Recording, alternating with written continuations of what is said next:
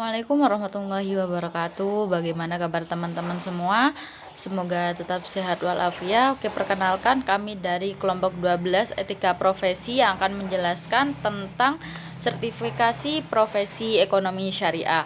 Oke, jadi izinkan saya memperkenalkan anggota saya. Yang pertama ada Muhammad Ainur Rifki dengan NIM 132, yang kedua ada Faiza Fairani dengan NIM 019, yang ketiga ada saya sendiri yaitu Imratul Latifah dengan NIM 232, yang keempat ada Nanda Dwi Ramadhani dengan NIM 178. Jadi di sini kelompok kami akan menjelaskan tentang pembahasan yang pertama kita akan menjelaskan tentang standar kompetensi kerja nasional Indonesia atau juga bisa disebut dengan SKKNI.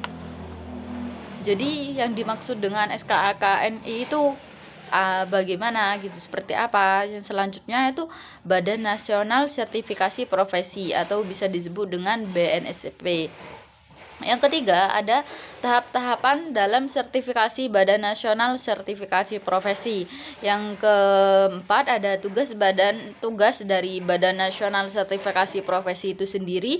Yang kelima ada pentingnya memiliki sertifikasi BNSP. Selanjutnya ada lembaga dari sertifikasi profesi ekonomi syariah dan juga skema dari lembaga sertifikasi profesi. Selanjutnya ada juga sertifikasi profesi ekonomi syariah dan alur dan juga proses sertifikasi kompetensi pengawas syariah. Mungkin itu saja materi yang akan dibahas oleh teman-teman kita pada hari ini. Langsung saja pada pemateri pertama yaitu Mas Ainur Rifki, dipersilahkan. Di sini saya akan menjelaskan tentang SKKNI atau Standar Kompetensi Kerja Nasional Indonesia. Nah, di sini SKKNI adalah sesuatu yang penting yang diperlukan sebagai tolak ukur dalam menentukan kompetensi suatu pekerja yang berlaku secara nasional di Indonesia sesuai dengan jabatan dan kerja yang dimilikinya. Dalam artian lain, SKKNI ini berisi sekumpulan kemampuan kerja yang mencakup beberapa aspek, yakni aspek pengetahuan, keterampilan, dan keahlian serta sikap kerja yang relevan dengan pelaksanaan tugas dan syarat jabatan yang ditetapkan. Nah, struktur unit kompetensi didasarkan pada Peraturan Menteri Tenaga Kerja Nomor 3 Tahun 2016 yang menyediakan beberapa unit kompetensi. Unit kompetensi adalah konsekuensi dari pengidentifikasian persyaratan kompetensi di suatu lapangan kerja. Unit ini dikelompokkan bersama disesuaikan dengan komparabilitas persyaratan pekerjaan yang diamati di tempat bekerja serupa. Dari setiap beberapa kemampuan atau kompetensi adalah termasuk dari seperangkat standar lokasi kerja yang mencakup pemahaman mengenai pengetahuan, kemampuan dalam kinerja suatu tugas dalam bekerja. Nah, struktur unit kompetensi didasarkan pada Peraturan Menteri mengenai Tenaga Kerja, yang dimana menyediakan sekumpulan unit kompetensi. Komponen kompetensi adalah konsekuensi dari pengidentifikasian persyaratan mengenai kompetensi di area pekerja. Setiap komponen tersebut adalah bagian dari seperangkat standar di tempat kerja yang mencakup pemahaman dan kemampuan kinerja dalam bekerja. Kemampuan kompetensi mesti cukup fleksibel untuk menangani berbagai unit industri, bisnis, dan area kerja. Komponen kompetensi tidak diperbolehkan mengacu menurut penerapan model atau merek peralatan tertentu. SKKNI ini dipakai dalam hal patokan untuk menentukan susunan pekerjaan, menyusun dan mengembangkan program pelatihan dan sumber daya manusia, menilai kemampuan kerja seseorang, dan menyertifikasi profesi pada pekerja. Dengan adanya SKKN ini diharapkan nantinya mengurangi kesenjangan kompetensi antara lulusan pendidikan atau pelatihan dengan kebutuhan tenaga kerja di Indonesia. Seseorang yang sudah menguasai kemampuan SKKN ini berdasarkan standar akan dapat melaksanakan tugas tersebut dengan baik. Selain itu, dapat menentukan langkah apa yang harus dilakukan pada saat terjadi sesuatu yang berbeda dari rencana semua tersebut, dengan menggunakan kemampuan yang dimilikinya untuk memecahkan persoalan tersebut. SKKNI ini dibuat bekerja sama dengan industri mengenai untuk menjamin terpenuhinya kebutuhan tempat kerja. SKKN ini terutama digunakan dalam membuat dan memberikan pelatihan kerja, melaksanakan evaluasi hasil pelatihan, dan menentukan tingkat kemampuan dan pengalaman seseorang saat ini.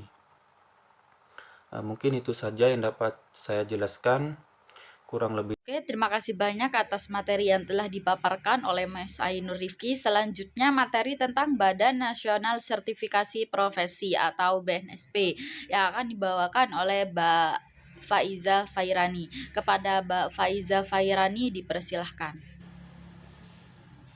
Di sini saya akan membahas tentang BNSP. Nah, BNSP artinya badan yang dibuat sesuai dengan Undang-Undang Nomor 13 Tahun 2003 tentang Ketenagakerjaan. Dalam pembentukan BNSP ini dengan melaksanakan sertifikasi kompetensi untuk tenaga kerja, baik dari lulusan pelatihan kerja atau tenaga kerja yang berpengalaman. BNSP ini diharapkan sebagai forum yang memiliki otoritas serta menjadikan acuan pada sertifikasi kompetensi kerja yang secara nasional maupun internasional.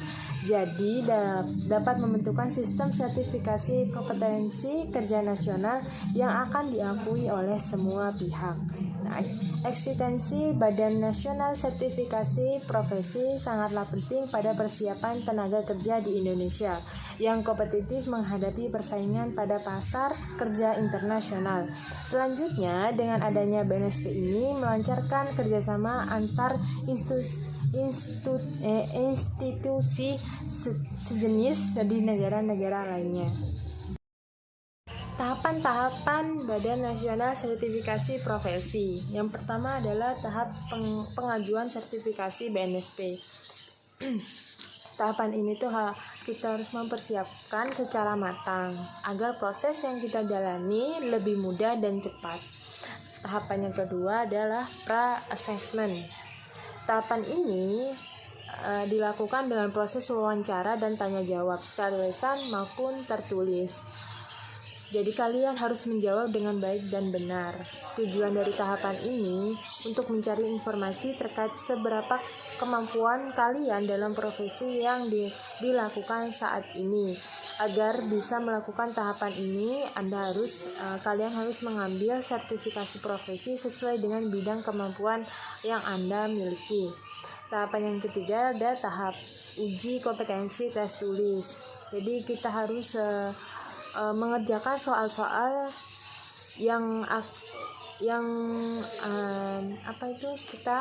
soal-soal dalam uji kompetensi ini memiliki tingkat kesulitan. Maka dari itu kita harus mempersiapkan secara matang agar kita bisa menyelesaikan soal-soal tersebut.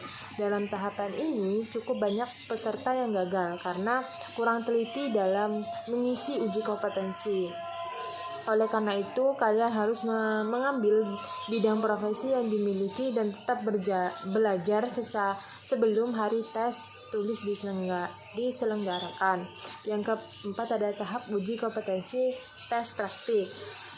Misal, contohnya gini, misal Anda mengambil profesi sebagai guru, maka kalian akan melakukan uji praktik dengan mengajar di hadapan para penguji resmi yang telah dipilih oleh BNSP. Tes praktik ini bertujuan agar mengetahui seberapa kemampuan praktik profesi dari peserta yang ingin mendapatkan sertifikasi. Dan yang terakhir ada pengumuman. Jika kalian sudah melakukan uji semua tahap-tahap tersebut, maka peserta harus menunggu pengumuman tersebut kurang lebih 20 hari. Terhitung dari hari pertama penetapan sebagai peserta sertifikasi. Hal ini dikarenakan para penguji harus menilai tes dan ujian yang telah diikuti oleh peserta dan mempertimbangkan mana yang berhak akan mendapatkan sertifikasi profesi. Selanjutnya ada tugas BNSP. Yang pertama adalah melaksanakan serta mengembangkan suatu sistem tunjangan profesi kompetensi kerja. Yang kedua, melaksanakan serta mengembangkan suatu sistem tunjangan profesi pendidikan dan pembinaan vokasi. Yang ketiga, mengawasi pelaksanaan sistem sertifikasi kompetensi kerja nasional. Yang keempat, dapat mengembangkan pengakuan sertifikasi kompetensi kerja baik nasional dan internasional. Yang kelima, melaksanakan dan mengembangkan kolaborasi antara forum dalam bidang nasional dan internasional. Yang terakhir, melaksanakan sistem informasi dan data dalam sertifikasi kompetensi kerja. Pentingnya memiliki sertifikasi BNSP. Ada beberapa alasan mengapa kita harus memiliki sertifikasi BNSP. Yang pertama, sebagai bukti ke badan usaha bahwa kita mempunyai kemampuan dan kompetensi dalam menekuni bidang yang kita miliki. Yang kedua, menerima pengakuan kompetensi dari profesi oleh negara. Yang ketiga, akan timbulnya rasa percaya diri terhadap kemampuan yang kita miliki. Yang keempat, jika sudah memiliki sertifikasi BNSP, memudahkan kita untuk melamar pekerjaan di suatu perusahaan. Nah, mungkin itu saja yang bisa saya sampaikan, kurang lebih. Oke, terima kasih banyak kepada Mbak Faiza Fairani yang telah memaparkan materinya tentang BNSP. Selanjutnya itu tentang Lembaga Sertifikasi Profesi Ekonomi Syariah yang akan dibawakan oleh saya sendiri. Jadi apa sih yang Lembaga Sertifikasi Profesi di bidang ekonomi syariah itu? Jadi yang dinamakan dengan Lembaga Sertifikasi Profesi di bidang ekonomi syariah itu adalah lembaga sertifikasi profesi, kegiatan dan juga kompetensi kerja pengawas syariah di lembaga keuangan syariah. Nah, sertifikasi ini biasanya dikerjakan untuk memastikan kompetensi pengawas syariah di lembaga maupun di bisnis ekonomi syariah, sehingga peraturan kepatuhan syariah dan juga kesesuaian dapat dipertahankan. Nah, pendirian lembaga sertifikasi profesi ini biasanya melibatkan beberapa pemegang kepentingan, antara lain itu ada OJK, yaitu Otoritas Jasa Keuangan, ada lembaga profesi dan juga bisnis seperti Abisindo. Selanjutnya ada juga Asosiasi Asuransi Syariah Indonesia yang disingkat biasanya AASI dan juga lain-lain. Nah, hal ini dapat bermanfaat untuk menjawab kebutuhan kompetensi pegawai dalam bidang ekonomi syariah. Selanjutnya itu tentang skema dari lembaga sertifikasi profesi itu sendiri, yaitu yang pertama ada pemahaman informasi SKKNI terlebih dahulu nomor 215 12 tahun 2016 dan persyaratan skema sertifikasi pengawas syariah. Yang kedua ada pemenuhan persyaratan administrasi dan pengisi formulir APL 01 dan formulir APL 02. Yang kedua, tahap yang ketiga itu ada pembayaran biaya sertifikasi. Setelah melakukan pembayaran biaya sertifikasi, maka yang keempat itu ada praevaluasi, yaitu menyerahkan 3 formulir yang telah diisi, bukti transfer dan yang file yang terindeks dan dalam skema sertifikasi. Selanjutnya ada pemeriksaan lebih lanjut dari hasil praevaluasi. Setelah pemeriksaan, maka tahap selanjutnya ada evaluasi itu sendiri. Setelah evaluasi itu ada menindaklanjuti hasil praevaluasi. Setelah itu ada rekomendasi. Setelah menindaklanjuti itu maka terjadilah rekomendasi hasil evaluasi. Setelah itu, maka rapat panitia teknis dan penetapan hasil dari evaluasi itu sendiri. Nah, setelah tahap-tahap semua itu terjadi, maka baru penerbitan sertifikat itu dikeluarkan seperti itu. Jadi selanjutnya itu tentang sertifikasi profesi ekonomi syariah itu sendiri yang akan dibawakan oleh Mbak Nanda Dwi Ramadhani. Kepada Mbak Nanda Dwi Ramadhani dipersilahkan. Baik, selanjutnya di sini saya Nanda Dwi Ramadhani, NIM 176 akan menjelaskan mengenai sertifikasi profesi ekonomi syariah. Sesuai dengan penjelasan dari Lembaga Sertifikasi Profesi Majelis Ulama Indonesia atau LSP MUI, di mana terkait sertifikasi profesi dalam bidang ekonomi syariah adalah menyertifikasi lembaga-lembaga seperti pengawas zakat, nazir, wakaf, dan lain-lain. Jadi pada bidang ekonomi syariah ini, LSP MUI melaksanakan sertifikasi pada bidang pengawas syariah. Dan bagi lembaga-lembaga keuangan yang melabeli dirinya sebagai lembaga keuangan syariah, harus dapat menjalankan dan mengoperasionalkan kegiatan dalam lembaga tersebut dengan berpacu pada prinsip-prinsip syariah. Oleh sebab itu, diperlukannya seorang pengawas syariah atau DPS untuk dapat mengawasi dan memastikan lembaga tersebut untuk tetap pada jalurnya, baik dalam pengembangan produk, pengelolaan dana, sistem manajemennya, maupun sistem operasionalnya yang harus sesuai dengan prinsip syariah. Adapun alur atau proses sertifikasi kompetensi bagi para pengawas syariah, di mana skema sertifikasi ini berlaku pada semua lembaga keuangan syariah, lembaga bisnis syariah, dan lembaga perekonomian syariah. Untuk alur atau proses sertifikasi pengawas syariah ini dapat dilihat pada keterangan berikut. Pertama, peserta akan melakukan pengunduhan dan memahami SKKNI nomor 25 dan skema sertifikasi okupasi pengawas syariah. Kedua, kemudian peserta akan mengunduh dan mengisi form APL 01, APL 02, dan MAK 03.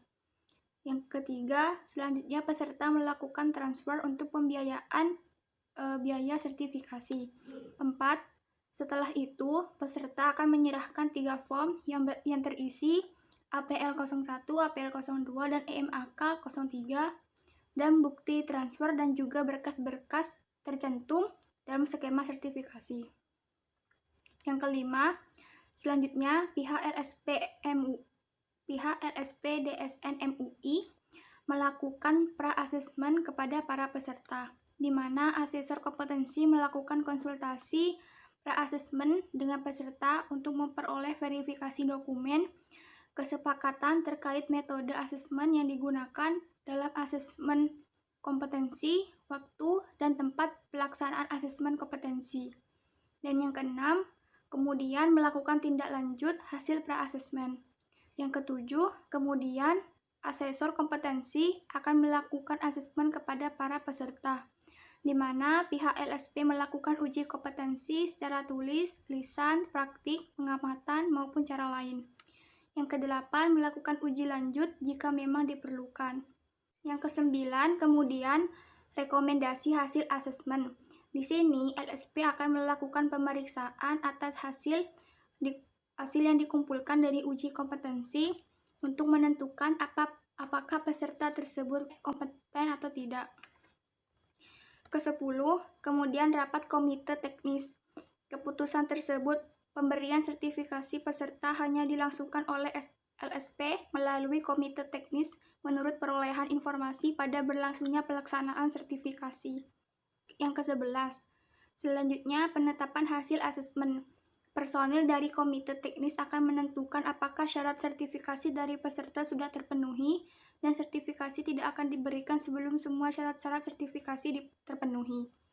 Yang ke-12 atau yang terakhir, tahap yang terakhir. Seperti tadilah pemaparan materi-materi tentang sertifikasi profesi ekonomi syariah oleh kelompok 12. Apabila ada pertanyaan, dipersilahkan bertanya ketika diskusi berlangsung. Kurang lebihnya kami dari kelompok 12 memohon maaf apabila ada kesalahan dan juga kekeliruan. karena kami di sini juga belajar. Wassalamualaikum warahmatullahi wabarakatuh.